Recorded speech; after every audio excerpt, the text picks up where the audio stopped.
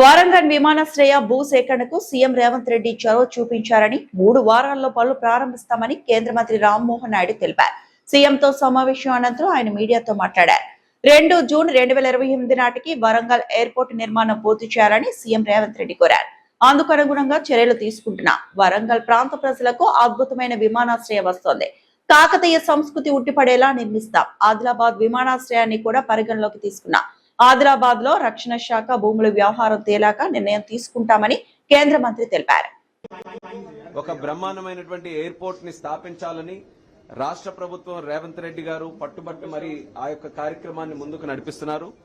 మరొక పక్కన మన దేశ ప్రధానమంత్రి వర్యులు నరేంద్ర మోదీ గారు కూడా వరంగల్ అంటే చాలా ఇష్టమైనటువంటి ప్రాంతం. ఆయనకి ఇక్కడ ఉన్నటువంటి చరిత్ర గాని ఆ ప్రాంతానికి ఉన్నటువంటి ఒక కల్చర్ గాని దీన్నన్నింటినీ కూడా ముందుకు నడిపించాలని కేంద్ర ప్రభుత్వం ప్రధానమంత్రి గారు కూడా ఎప్పటికప్పుడు ఆ కార్యక్రమాల్లో సహకారం కూడా అందిస్తున్నారు.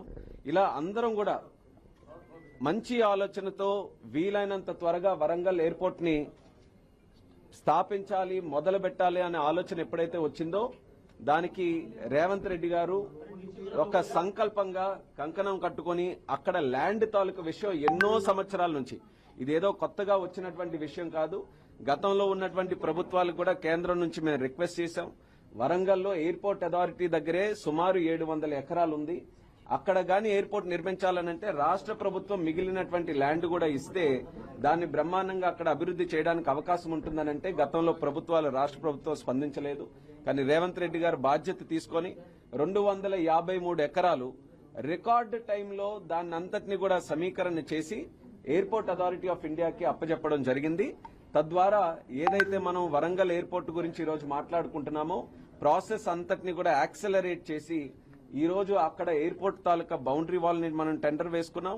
ఎయిర్పోర్ట్ తాలూకా రన్వేని కూడా టెండర్ ప్రిపేర్ చేసుకుని రెడీగా ఉన్నాం.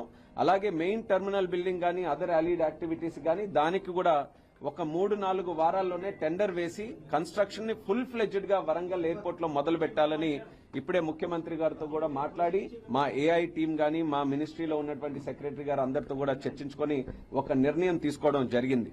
ఆ నిర్ణయాల్లో కూడా రేవంత్ రెడ్డి గారు స్పష్టంగా కోరారు.